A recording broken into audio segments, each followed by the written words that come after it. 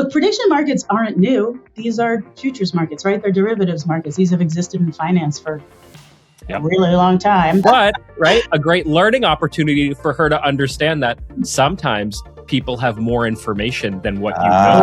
Yes. You know, and the question is, how do you maintain integrity for an AI versus AI competition? But we don't have an answer to this yet. Yeah. The question has been posed.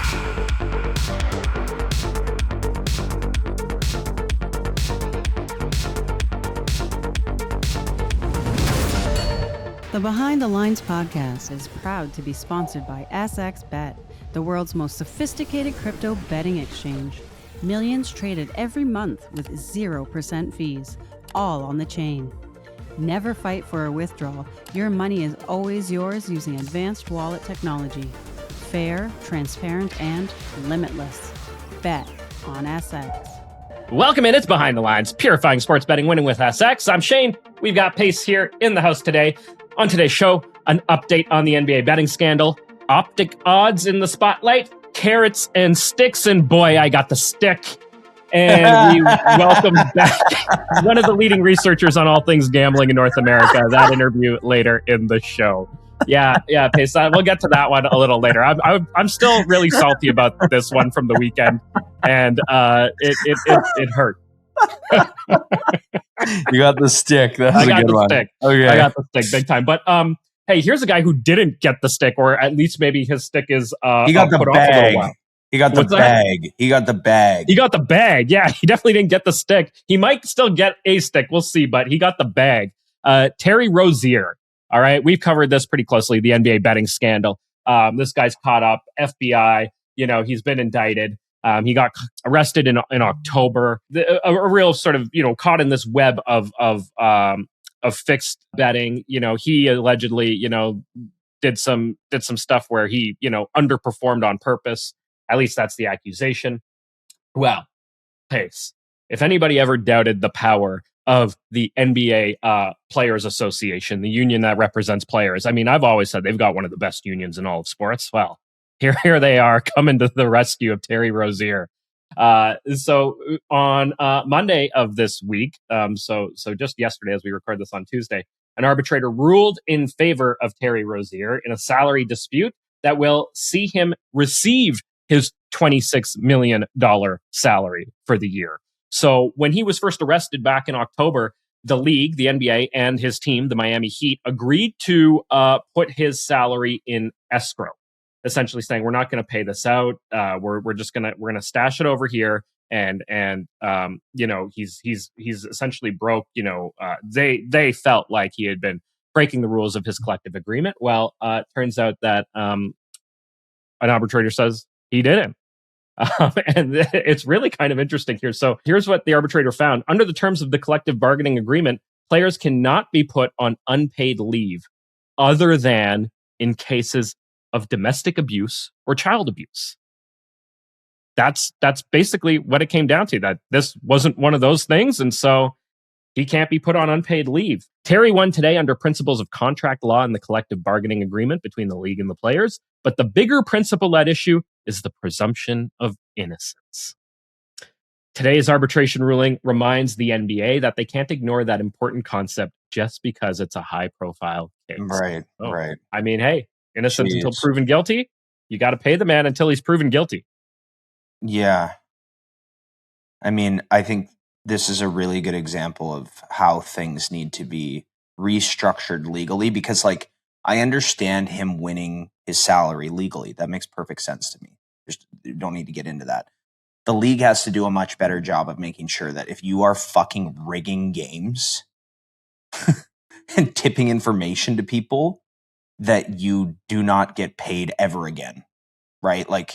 We talk about the punishment needing to fit the crime. It's crazy. Here's your $26 million salary. You're good, buddy. Yeah. We talk about throwing the book at these players for doing this kind of thing, and cracking down hard, trying to preserve the integrity of the game, all that sort of stuff. And then you get this. But I mean, that players union really is, I think, one of the strongest in all of sports. They go to bat for their players. This is part of the reason why, we've seen The whole thing around load management becomes such a sort of prevalent issue in the league, where guys can take nights off and all of this, and not necessarily play their hearts out all the time. And I think it's really just degraded the overall product of the NBA. And look, man, like I love the NBA. I love my Raptors. Like, but I gotta say, like, over the last several years, it feels like it's gone downhill as a product, and then you get stuff like this going on with these betting scandals, and it just seems like the league's got to find a way to kind of, one, protect the integrity of the game and the integrity of the sport, not just from a betting perspective, but just from a fan enjoyment perspective. If I go, buy tickets for a game where I want to see a star player play, I want to see that star player play, and not take the night off because, the knee is just a little sore tonight. Right. It's, There's a lot there for sure. I am enjoying the NBA this season. I think there's a lot of really fun and exciting players to watch. I like watching Ant. Really enjoying Wemby. Cooper Flag, like watching him at 18 is crazy. Oh yeah, it's crazy. There's a lot to look forward to in the league. They got to clean some of this shit up. Exactly. And that's what it is. I don't want to be like, it's totally gone to shit. I still watch. I still got my NBA League Pass and I'm throwing that on. Like, don't get me wrong, but it's just not the same, I think, and so, this has been, and I mean, the NBA All-Star Game is a perfect example too of it, and we talked about this last year, I think, when the NBA All-Star Game was happening, and we had that, what did they call the hockey tournament again? We had the four nations. That, the difference that we saw in intensity of those two events was just, night and day. Remarkable. Yeah. Remarkable. Yeah. So, the NBA's got to find a way to bring that intensity back so that it's there all the time, year round. And anyway, this is I think we've gone off track a little bit from the betting scandal itself, but we'll see how that kind of develops and where the case goes there and what ends up happening in the long run with guys like Rozier and the other ones involved. All right, moving along here, Pace. You got some stuff you wanted to share when it comes to Optic Odds. So I think this is a little bit falls into the story time here. Yeah, I'm gonna call out OddsJam and Optic Odds. I know we've plugged OddsJam on here before, and you can make an argument that nothing has changed. But I've told this story. I'll just quickly Cole's notes it. Optic Odds contacted inplayLIVE a good few years back, and we were asking them, like, what is the difference between this and OddsJam? We didn't know that they were the same company. And then we found out on that call that they're the same company, and Optic Odds is just essentially OddsJam, but for sportsbooks. It's the same stuff, and how it's all worded is just entirely sold to the trading teams for sportsbooks. So anyways, I get an email because I'm on their list now, and it's talking about Optic Odds Screen version 2. There's a quote, FYI, our team is loving Odds Screen V2. It's noticeably faster and much easier to use. Head of trading at BetMGM, Braden Duff, quoted in the email. So essentially, it gives out intelligent alerts to your trading team as a sportsbook for outlying detection on your lines. So if you've ever bet on OddsJam, where an outlying line pops up and they send out a notification to you, the player, and you go bet it, not only did you get that notification, you got it after the trading team got it, and then they go and correct the line, and then they go and look at everyone that bet the line, and then they go and limit every single one of you. And we have seen that time and again. We promoted OddsJam, and people are like, "Oh, the pregame, every bet I made, I just instantly got limited, no matter what the sportsbook was." So, redesigned from the ground up to eliminate lag and maximize efficiency, your traders can finally focus on strategy and not waiting for screens to load. And then there's all these quotes from different trading teams saying how great it is now. And here's the fundamental issue that I have. OddsJam is supposed to be, as players know it, a place for you to go beat the sportsbook. Yeah, to help you beat If sportsbooks infiltrate your product to see it with the same eyes that the player has, they're aren't really a ton of ways that you can prevent that. And that's just going to happen. We know it's happened with inplayLIVE. We know they've watched our masterclass. We know they've been on our streams with us. We've seen them adjust as we've made bets and say things. That's all happened, right? Yes. If I could turn that off right now, I would press the button immediately, right? It is so fundamentally wrong to read this email from the same company that sells to those players.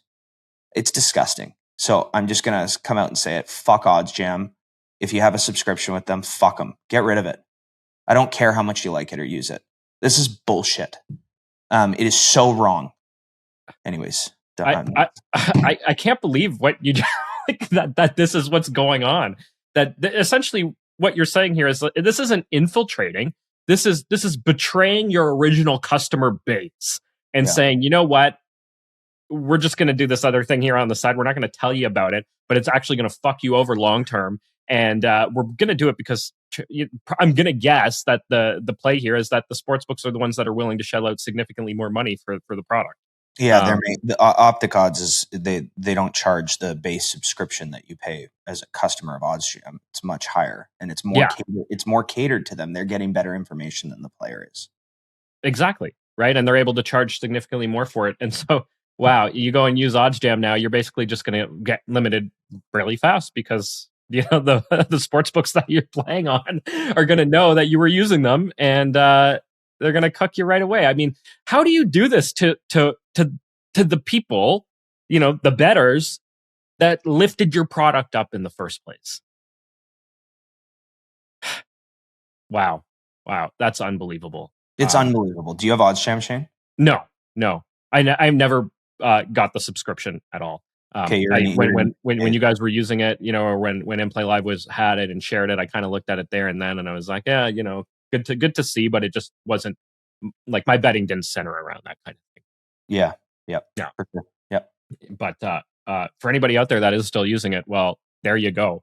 Drop it. Cancel. Get out of it. Do what you want, but like I'd rather play at someone else that was a worse product that was just for players, even though it's fundamentally wrong.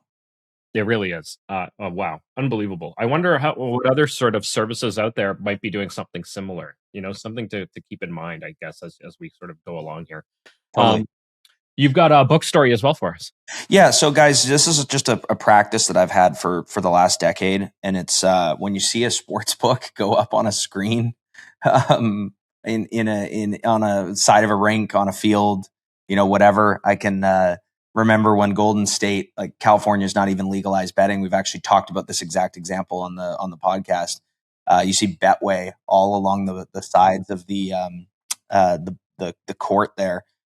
In San Francisco is actually on the court. I'm assuming it's gone now because I don't even think they're in the US anymore. And I think that kind of spend wouldn't make sense just to market to Canada for, the few games that we actually have televised here for, that particular team, because the only team that we guaranteed have televised in Canada is the Raptors. Golden State definitely is one that pops up. But so whenever you see a logo on the side of the boards, the glass, the field, whatever, I always go check out that sports book. Also, I do think that there's an element of implied reputability if you're on the sidelines of a major sports organization. And I've had great success with finding a few sports books earlier in my career because of that. And quite honestly, I've almost turned my eyes off to it.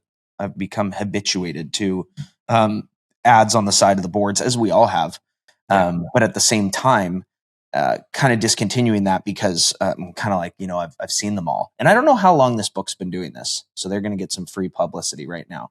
But we've been making jokes on stream about Interwetten because they're on every rink, right? Every rink. And I haven't checked to see if you can play in the States. But if you watch two US teams play each other and it's not a Canadian broadcast, Interwetten is on the rink. They are spending huge money for these hockey games to be broadcast. I have to assume between it being hockey and between it not being a regulated book in the US, they are going after Canadian customers. So I'm like, all right, let's spin our tires here and Right. go deposit at Interwetton. So I deposited a couple $1,000. I am limited. They've said they've had enough of me. I profited $4,309.44 in 1 day of betting with them. And they had enough. But I found it really interesting because I went through the verification process, which in the grand scheme of betting verification in the books I play with, it was pretty tame. Got through that quickly. Customer service, tremendous. You send them a message, the response time is unbelievable. Oh, wow. Anyways, they asked me to send in a bank statement, includes my IBAN number on it. So I send in my bank statement and I say there won't be an IBAN number on this. So they declined my verification, saying that you have to have your IBAN number showing. And I responded saying a quick Google search will show you that all banks in Canada don't even have an IBAN number. It does not exist here. So then that response took a little bit longer, but they got back to me saying, no problem. Use Interact e-transfer as your withdrawal method. I can't withdraw by e-transfer. It says payout. This method is not available for you. So I sent them a screenshot of that. It's been like 6 days now of them. They were getting back to me like lightning speed. It's been like 6 days now of them trying to figure out how to turn this on. And this is my genuine belief. Okay, I have no issue. I have no concern at all that I'm going to get paid by these guys. Like, that is not even a question in my eyes right now. These guys are going to pay me. And it's not some crazy amount either. So like, it should be easy for them to pay you. There's no reason for them to fight it. And, They have put all this marketing into getting Canadians into their sportsbook, and they are literally learning on the fly of how this is going to work for them. They didn't know Canada doesn't have IBAN numbers. They require it on bank statements, which don't exist. And now they're trying to figure out how to turn on Interact for me to withdraw. They have it as a deposit method, but you can't. They haven't been able to figure out how to do that with from a withdrawal standpoint. So I swear to you, that is my stance on this. They've put tons of money into putting this book on the glass of these hockey games, and their players like me are flooding in. And I think it's just an interesting little piece of the puzzle for them. It's just a great reminder that oftentimes I think as bettors, I think especially like rec bettors who haven't gone through this process at all, tend to look at sports books as like this big corporation that's, running like, making stacks on stacks on stacks and, making tons of money. And, they've got all the greatest and latest technology, and you sort of build up this image in your mind that it's this, monster of a business and company. And then you start to see so many of them are really just these tiny little convenience store mom and pop shops run by one guy out of his basement or something like that, And I'm not saying that that's for sure this book, but you start to realize that sometimes these books really aren't what you think they are in terms of an operation. Yeah, and also I think I just have to assume they're in the UK, and things are great there. They ask for their IBAN numbers on their statements, and in they come.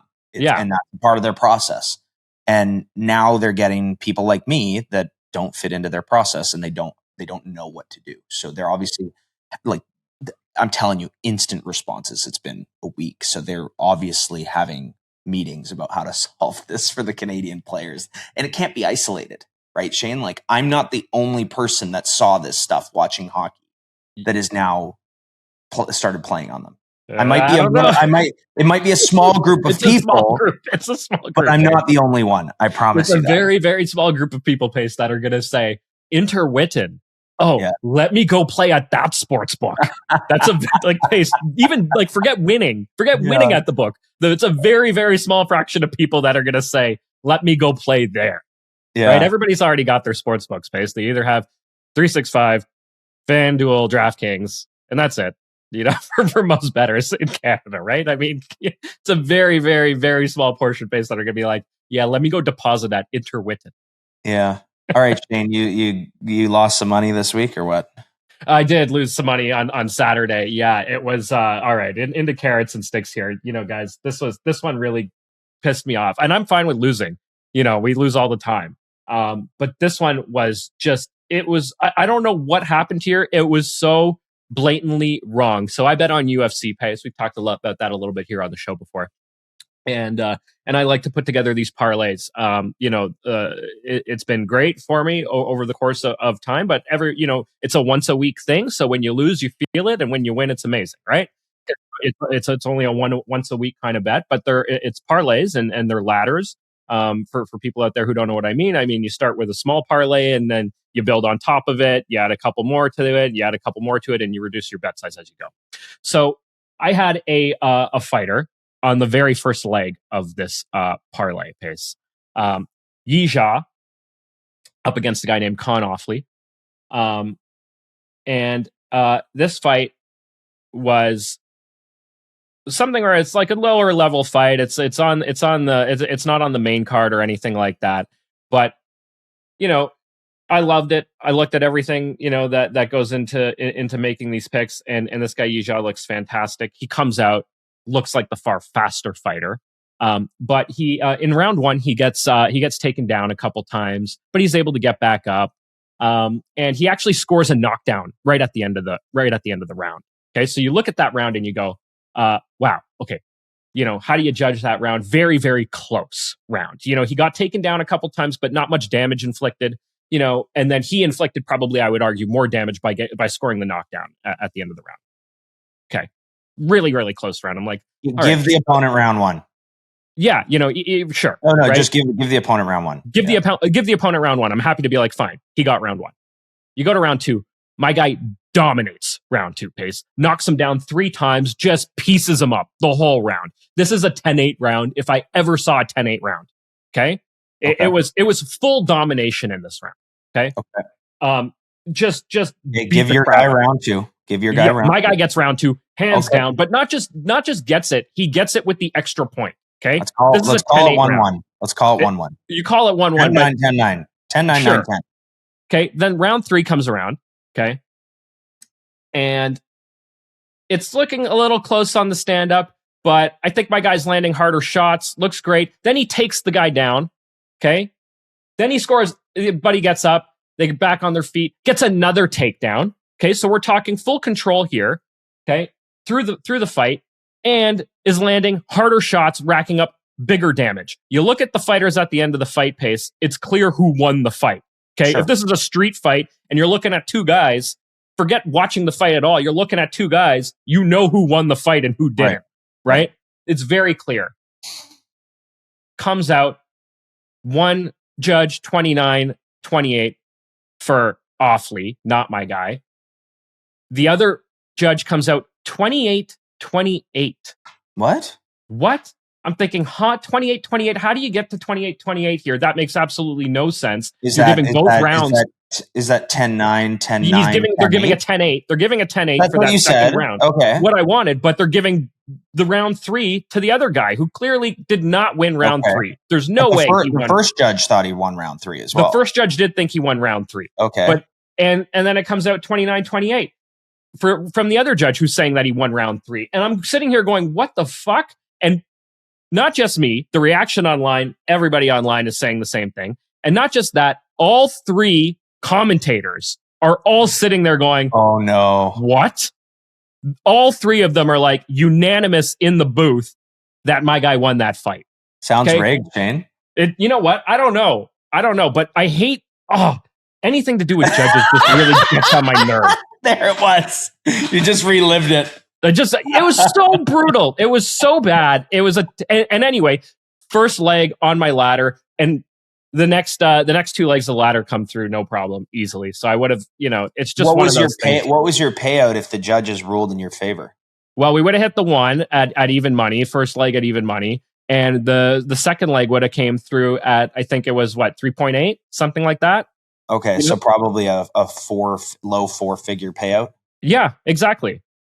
And it's just like, fuck, man, just ridiculous when you have judges see something that is so clear to everybody else is not the case. And all 3 guys, commentators, Michael Bisping, John Anik, and Daniel Cormier, all 3 of them saying that our guy won. Whatever, man. I don't know why. And you know what the worst part is, Pace? I'm going to be betting on the UFC this weekend coming up. Yeah. And something's going to go to the judges. And I'm going to think it's hands down clearly going one way, and it's not. But well, I was going to say, what can you do about it? You could stop betting UFC, or you could just learn to live with the corruption of these lower tier fights. I think that's probably what it's gonna turn right. into. And that I shouldn't say stop betting UFC. You could stop betting the junk in UFC, and then you have to make a decision: is it still worth it? Because it'll happen again. It's happened before. It'll happen again. It's happened before. It will happen again. But this one was just like, it was so clear. Like, it's one thing when I think there's a robbery, or like, just because I had the bet, or there's been times too where the robbery has actually gone in my favor. There it is. Like, hey, wow. I was waiting for you to get there, Shane. I was waiting for you to get there. That happens too. But this was one where I was just like, are you fucking kidding me? Anyway, just bet on the rig, Shane. Just bet on the rig side next time. I try to. I do my best to bet on the rig side, and I thought I was on the rigged side here. Clearly, I was not on the rigged side. So that's the problem. Anyway, we'll try to get on the rigged side for this upcoming week. All right, Pace. Anything? Hey, Super Bowl. Speaking of this upcoming week, anything you want to share before we get to our guest? Super Bowl wise, just really John already gave out his picks, by the way. If you hadn't caught last week's Pace, because I know you split a little bit early there. But John's on +4 New England Patriots and a little splash on the Patriots money line. I like it. So I got a pick for the Super Bowl as well. Yeah. But I just want to say we have 20 days off of the NHL, and we have Olympic hockey, which is just so exciting. We talked about the Four Nations, so enjoy it. It's going to be a lot of fun. Go Canada. So I like Halani's first quarter under on rushing yards and his game over on rushing yards. He's first the quarter running. Under on rushing yards, game over. So we're talking same game parlay, reverse correlation. Yes, sir. And I don't mind some alts. So when I bet this originally, it was like over 10 yards for the game and under a yard for the first quarter. So I really like this bet, and I like extending the over up to maybe like a 20. And it pays really, really well. Also, a couple things for the bettors out there. If the Seahawks are down at halftime, I really like Halani's receiving yards. Okay. Hey, something to keep an eye out for. I love it. All right. So New England +4, New England money line, and now we're on Halani with the same game parlay of under in the first quarter rushing yards, but over for the game. And depending on what the score line looks like at halftime, you might have a look at Halani's receiving yards. And if he gets a carry for a gain in the first quarter, you're dead. You're dead. That's it. Hopefully they just go to Walker early and often, and mix Halani in a little later, right? That's kind of the logic here. You want it to be a long shot. You don't want like the reverse correlation to be like a 3-4.0. You don't want that. You want something that pays really, really good, because if you get through that first quarter, his rushing yards are really low. He can cover it in one carry. Like if he has a big carry, he can cover it in one carry. So that's the excitement part of it, and it changes the way you watch the game. That's for sure. Awesome, man. Sounds like a lot of fun. Look forward to just getting your take on the Super Bowl next week. You'll be coming to us from beautiful Hawaii, and we'll have a bit of a Super Bowl recap and see how these picks came through. But for now, Pace, let's bring in our guest.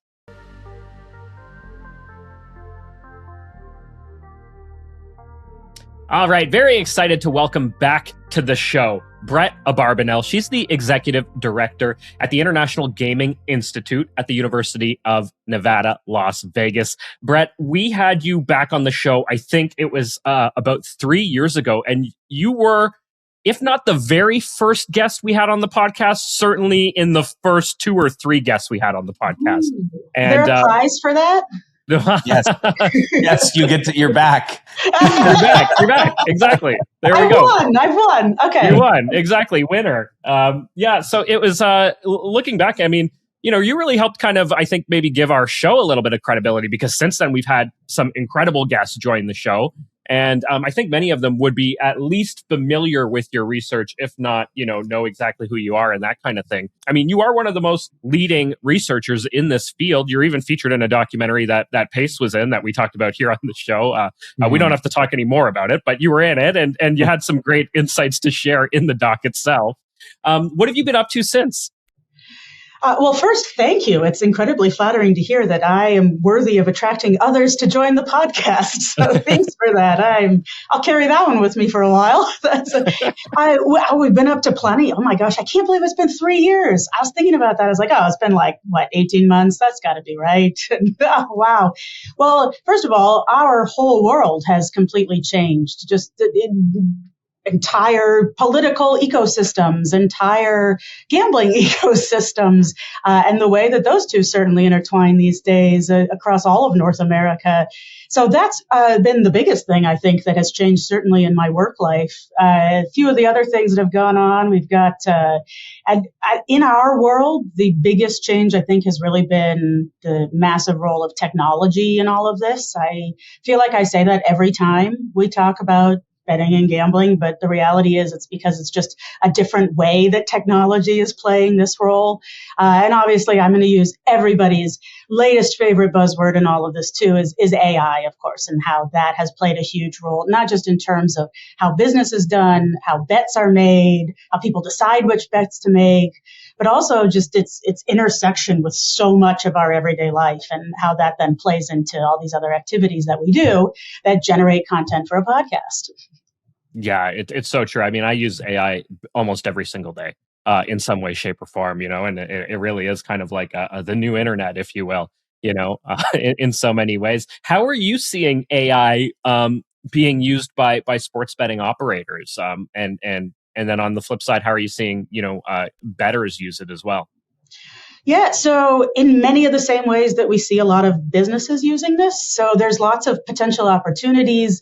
A lot of the major ways that this is being used in business is really similar to the way it's being used in other businesses. So these are like the super not sexy things that we do, right? Like summarizing documents and asking questions. All the different employees who are in this space are using AI in these very straightforward and easy ways. When we get into some of the betting specifics, we see this playing a role with trading desks, even replacing trading desks in some cases, if you have a really sophisticated AI. And the speed with which this is happening is astronomical. I mean, literally right now, while we record this, there is an LLM testing going on right now. It's being streamed, and I think they're doing poker, chess, and werewolf, and they're testing all the different AIs and their variants on these games. The AIs are competing against one another in the games, right? So, and it's being streamed and broadcast. We've got chess grandmasters, we've got poker stars, right? They're the one. No, excuse me, not poker stars, the brand, stars of poker, I should say, who are doing the broadcast on this and talking about the quality or lack of quality of the competition of these LLMs and the way that they're thinking through some of these decisions. And what's been really neat about that, and this is going to start playing into how we see people making bets too, right, is that we're seeing a really interesting phenomenon of games that require very kind of straightforward, but also a little creative thinking, like chess, right? We've got this game of perfect information, and then moving into something like poker, where we have a game of chance. Depending on how you look at it, right? We have a game of chance, but also there's decision making involved. We've got perfect information if you can see all the cards, so we know everything, but it's imperfect theoretically to the competitor. And then we have a game like Werewolf where you're, accusing people of being a werewolf, sort of like an Among Us type game, and that requires the social interaction that we've kind of long thought that just wasn't necessarily possible here. So when with the betting element too, I mean, it's not just using AI to decide which bets you want to make. Like AI is this incredible tool to seek out information. We may have the situation where you can just assign an AI instructions and let it run wild on what you might want to place bets on. Oh, wow. It sounds like in a lot of ways what you're describing there, and the sort of streaming is, we've removed the players. It's like, if Pace and I are playing a game, we're not playing a game. It's how good is my AI versus your AI. And can we bet on that, Shane? Yeah, and can we bet on that? You absolutely better can. AI. Yeah, you absolutely can. And that actually, so I got posed this question not that long ago from Ian Smith, who's the commissioner of ESIC, the Esports Integrity Commission. And the question is, how do you maintain integrity for an AI versus AI competition? We don't have an answer to this yet. Yeah. By the way. The question has been posed. And it's a really tough one because you can assign parameters on this, but one of the things that makes AI what it is that it's meant to be something that learns from the information that's being fed into it. And so if it's possible to feed really clever cheating mechanisms into it, okay, how do you maintain that, right? Like, how do you maintain integrity in that kind of space? How do you ensure that the bets that are being made with the same information for everybody who is placing the wagers? Well, I mean, we can't solve that for humans. How are we going to solve it for AI? Oh, that's such a good line. So my dad, that's also something, since you asked what happened the last 3 years, unfortunately, my dad passed away, but my dad he was a physicist. And so he did a lot of work in this area. And one of the things that he used to talk about was natural intelligence. And one of his lines was, how can we possibly truly create an artificial intelligence if we still don't know all there is to know about natural intelligence, which is what you just said in physicsy speak. Well, I think Shane and I are both, and our listeners, obviously very sorry to hear about your dad passing, but I also think it's beautiful that you're able to bring up such a great anecdote and share with us that is applicable to. Thank you. He was a super interesting dude who had zero interest in the betting and gambling world. And so that was always fun to talk to him about. It's interesting. That's an interesting topic in and of itself, right? Because parents have to be more and more, I guess, comfortable with, I don't want to say introducing gambling, but how they're going to introduce it, because you'd be extremely naive to think that they won't be given some sort of segue into it, especially just think about kids playing sports. There's such a natural segue when you're watching sports as a kid. You are learning. That is one of the best ways to learn is hey, let's watch LeBron James here. Let's see how he moves the ball and how, he passes and finds his teammates so well. And then before you know it, you can bet on the Lakers, when you come of age. So, that whole process is one that's massive, I think, in parenthood. And then you have to ask the question, do you want to totally keep them away from it at all cost? Do you want to say the upsides from an entertainment standpoint, or do you want to teach them how to actually, do it properly, which is the very small subset? It's a tough discussion. It's really hard. One of the best suggestions that I've seen, and it can often really just be dependent on the parent-child relationship, sort of what works best for your whatever teaching you want to do with your kid. One of the suggestions that I've seen that I really like is rolling it into personal finance. So as you teach your kid how to, maintain a bank account, how to do savings, how to make sure you allocate disposable income and what you want to spend it on is, that's when you can teach about betting and how you could think things like bankroll fit in really well with that sort of thing. And so you're sort of innately fitting responsible gambling practices into just normal finance. What I find really interesting is that you can't fight the human desire to make bets. I can be sitting in the car with my nephews and there's no monetary aspect associated with what we're talking about. But you'll find yourself really quickly making bets of pride. What do you think? What do you think? I was right. You were wrong. We're so ingrained to have that sort of, I don't know if it is a dopamine hit, but have that discussion where you back somebody. And obviously once money's involved, that's when things can get dangerous. But interestingly enough, I'm referencing the conversation with my nephews. What were we doing? We were going to a card store to go buy cards, which is just straight up gambling. It just is. Which card packs were you getting? Was it Pokemon? Of course. Yeah. Right. So my niece knows more Pokemon than her father, who introduced her to Pokemon. There you go. Right. Yeah. But the thing is too, is it didn't take long. We're at the till there, and I'm not looking to go broke buying these cards because you can spend bottomless money. And I say to the guy, what are our odds of getting what pack should we get to have the highest probability of getting a big hit? And he starts listing it all off for them to analyze which one they want to buy. Mm-hmm. And I'm like, this is gambling. Yeah.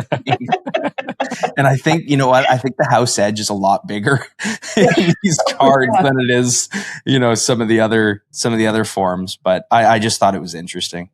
Yeah, it is. I think it's really interesting. One of the things that I think is so fascinating about cards, and this ties into things like loot boxes and video games and virtual items too, is that the value of these items is often dictated by scarcity, as many things often are, right? But that scarcity is predetermined. It's determined by the entity that's making it, right? Whereas with money, a little bit like or fiat currency, rather, not quite the same, right? There's still controls over fiat currency, but like we're not generating a $100 bill that has more value than another $100 bill. Right. I got as a father here of 3 kids. I've definitely had this conversation more than once, in quite a few different ways at different age levels. It is tricky. It's not easy, but you're right, Brett, on a really great opportunity to talk about managing a budget, managing a bankroll, understanding risk. And my oldest, is able to kind of grasp some of those concepts. And so that was really great for her and I to have that conversation. And then I've got a middle one who's, she's 10 now, but I think this first happened about a year ago where we bet on dinner. What's for dinner tonight? I'm picking her up from gymnastics. We're driving home, and it's, what do you think Mom made for dinner tonight? And we, well, you want to bet on it? And what she doesn't know is that I already know. Mom's told me what's for dinner. Over on her here. Insider trade. Wow. But a great learning opportunity for her to understand that sometimes people have more information than what you know. Yes. And so she's never bet with me on dinner again. Nicely done. Just instilling distrust from the beginning. Yeah, but exactly, right? That's a valuable thing. You never know what someone knows or doesn't know, who's got more information than you. You might think you have it all, but you don't. So I'm sure these conversations will continue as time goes on. And then also, the conversation around, oh, your dad does betting? What is that? Right. And, having those types of things and understanding that, you can gamble for fun and you can gamble for entertainment, or you can take things more serious and take a much, a different approach. And there's different ways to kind of approach these sorts of things. So yeah, really sort of an ongoing developing thing. And as we go on, I think, these conversations are going to creep more and more into daily life with kids, with adults, with everybody, especially with the rise of prediction markets. That's a big change, Brett, since you and I last spoke and since you were last year on the show. They were the kind of thing where it's like, oh yeah, there's, exchanges exist over there on the other side of the pond in Europe, but they're not really here in North America. Oh, they're here now. And they're here in a major way. How are you seeing that play out, especially being in Las Vegas, where the state of Nevada is not happy about this? Yeah, so the state of Nevada has really long held itself as this place where everybody is welcome if you follow the rules. And if you don't follow the rules, well, you can't do your business here. So I think one of the things to specifically keep in mind about Nevada as it goes through these is it's doing exactly what it has always done and what it has always set out to be, which is to think about itself as, I'm not going to use the phrase gold standard because I recently learned that board members actually don't love that phrase anymore.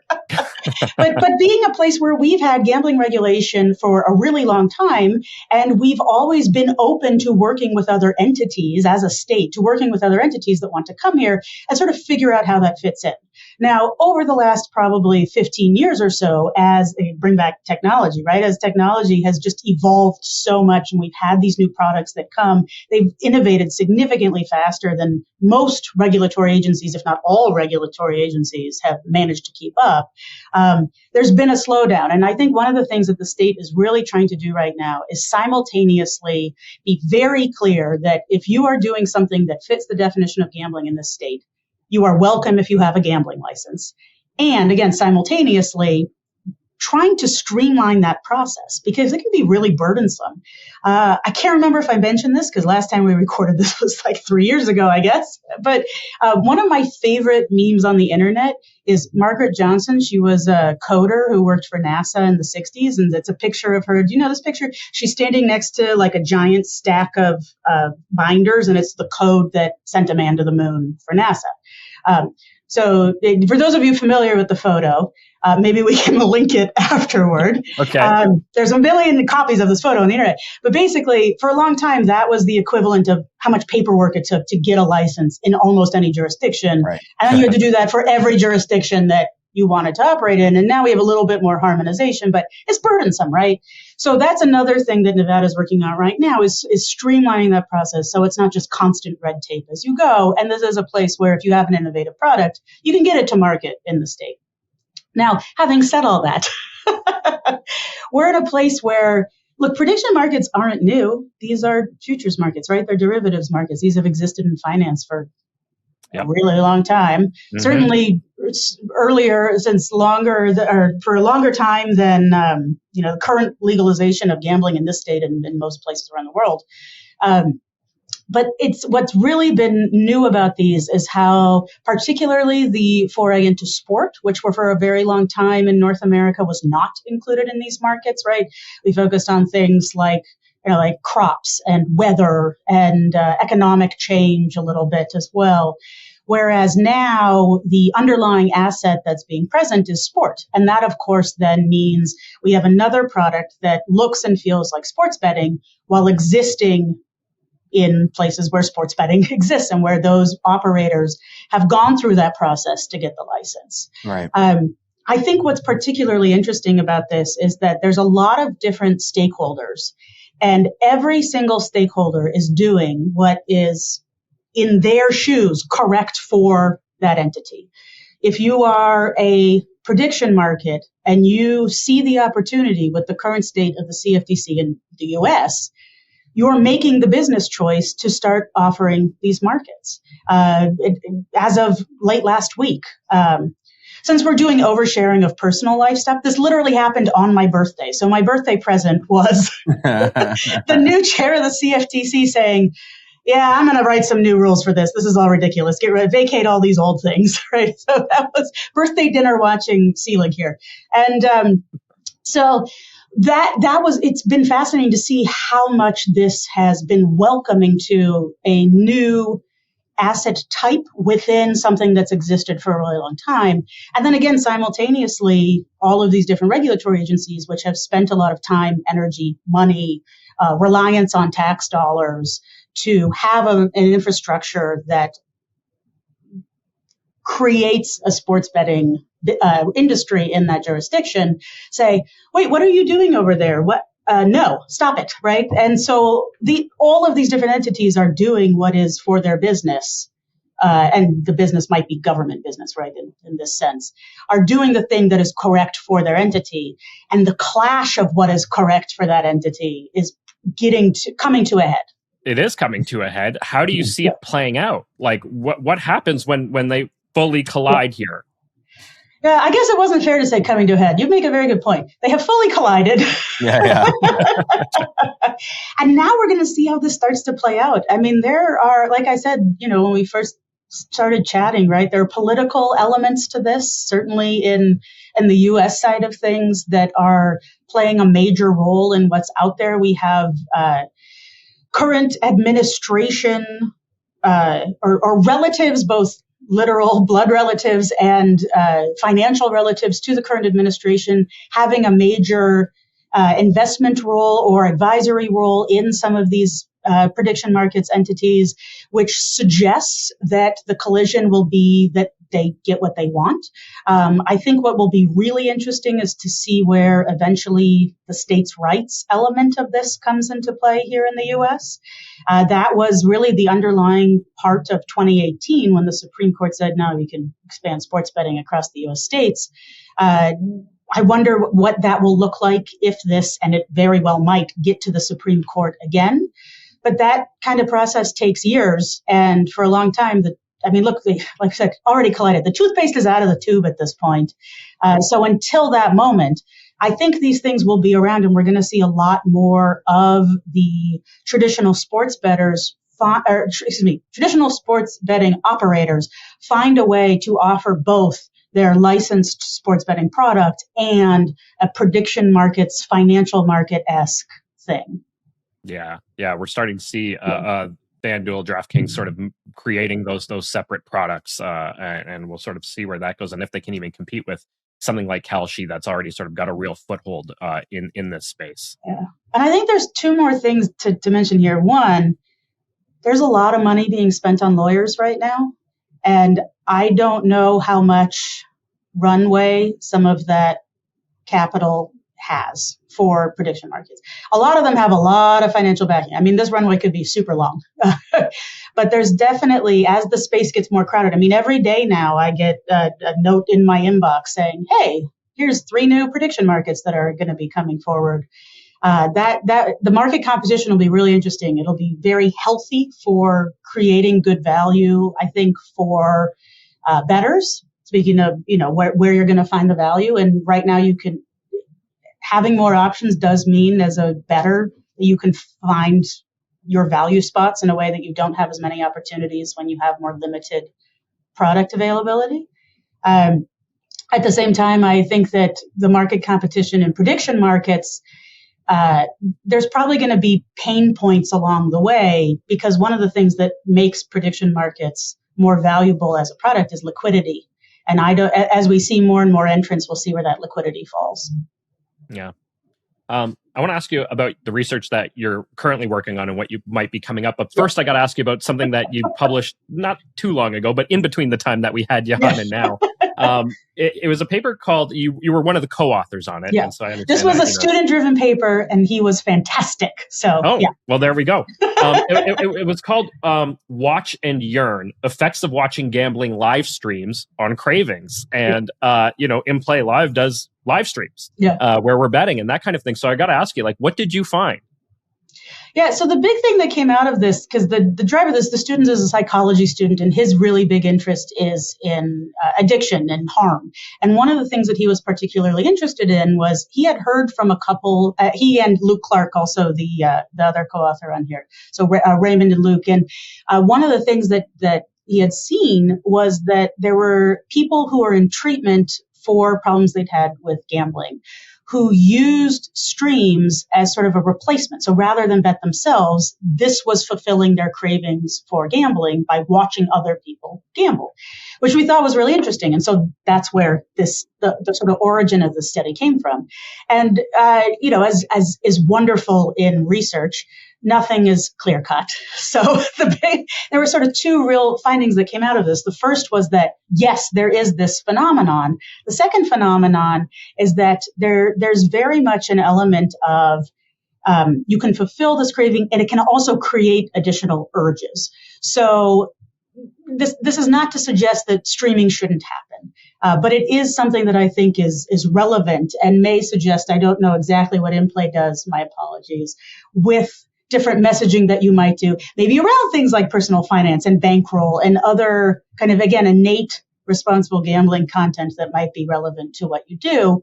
But that is something that came up, is that there's sort of it's a mixed bag, right? In some cases, this is something that can really help people who are in treatment.